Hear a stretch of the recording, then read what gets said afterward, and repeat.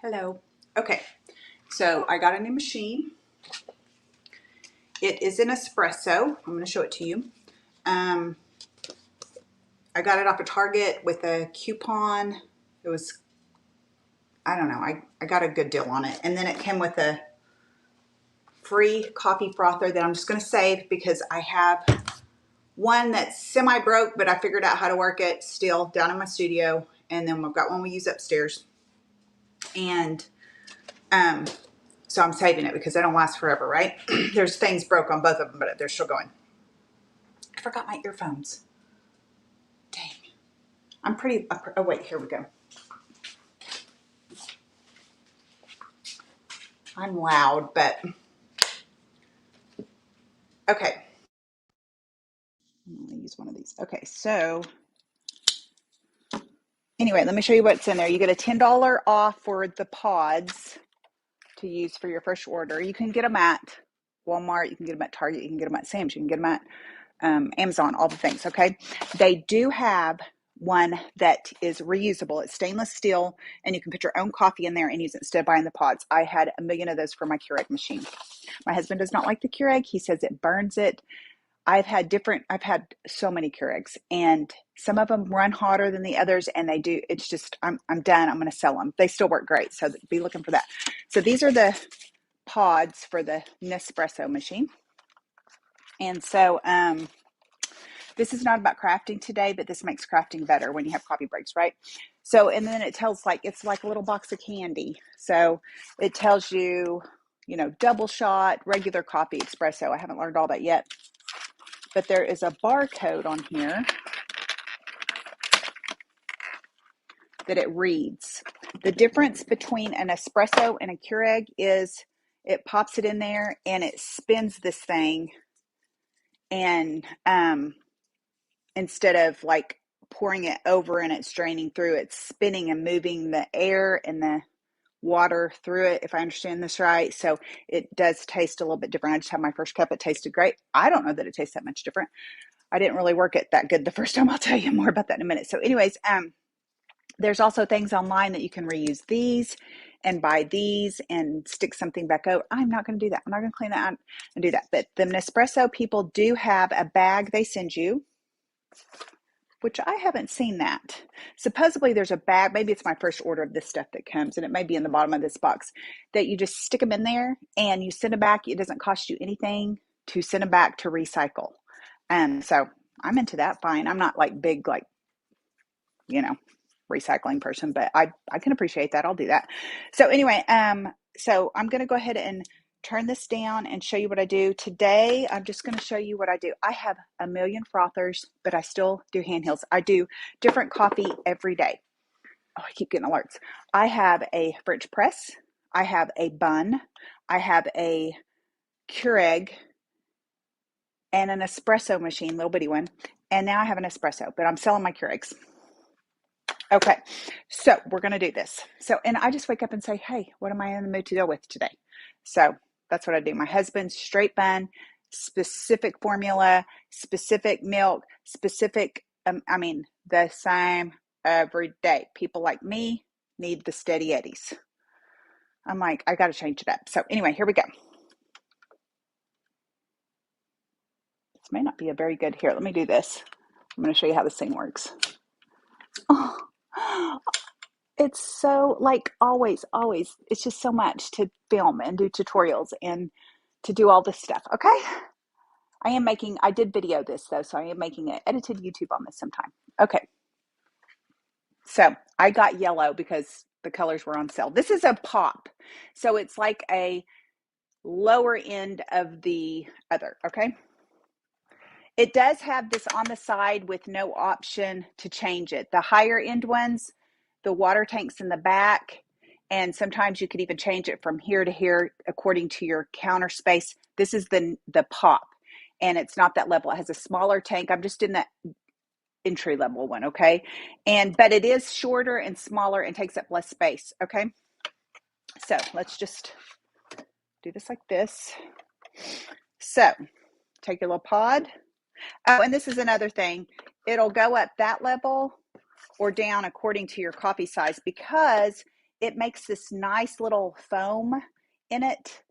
In the coffee world, it's called crema. But honestly, I don't know if this is crema. It's just air in your coffee and makes that little foamy stuff. So if you like that, you're going to like this machine.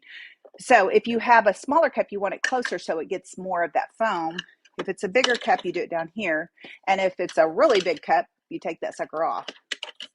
Okay, so we're going up high. Okay, take your pod. Now this one is the low end, so I have to close it and turn it. The other higher end espresso, you go like this, it automatically opens. You go like this, it automatically closes. I didn't want to spend the extra whatever it was. So, okay, so I put that in there. You got to be a little bit deliberate. I seen that online.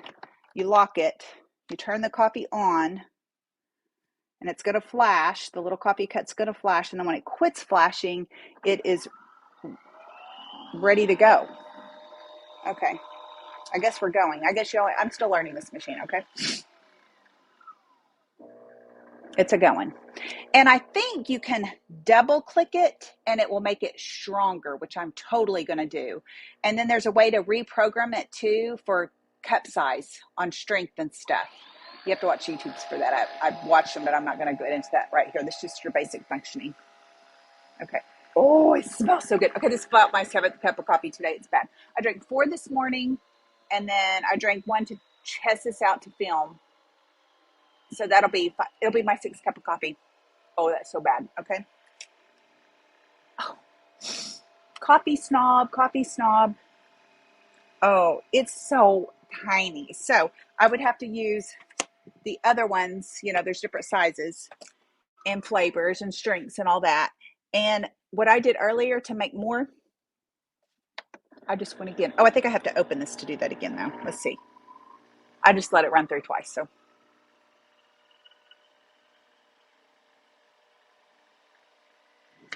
they say this one is a little bit louder than the higher end espresso. It's like it doesn't bother me, but if your coffee machine's right by the bedroom and you get up earlier than your person, then that might be a problem, or your baby's sleeping or something.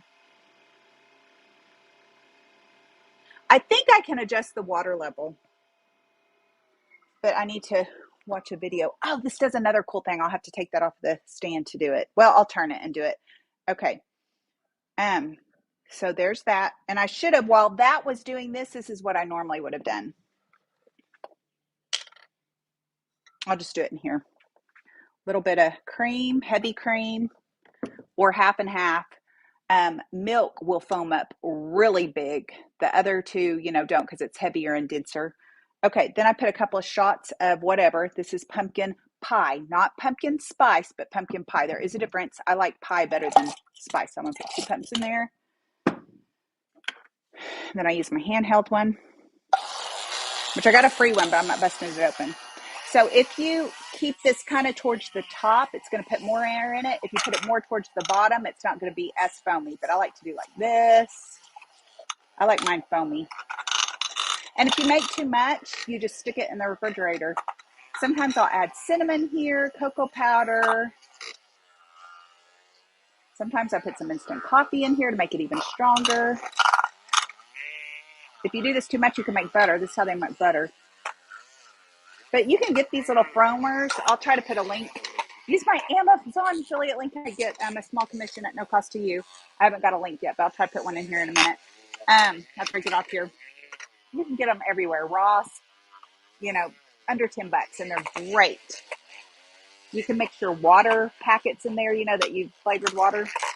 But look at that. Look how thick it is. Wait, where am I? Thick. So I usually get a rubber scraper and scrape all the love out and put it in my coffee. And then I do this.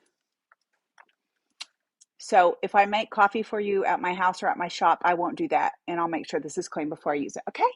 But it's just me. My husband doesn't do this number right here. Okay. Well, if it was my husband, I wouldn't care. Okay, so there you go. See, look.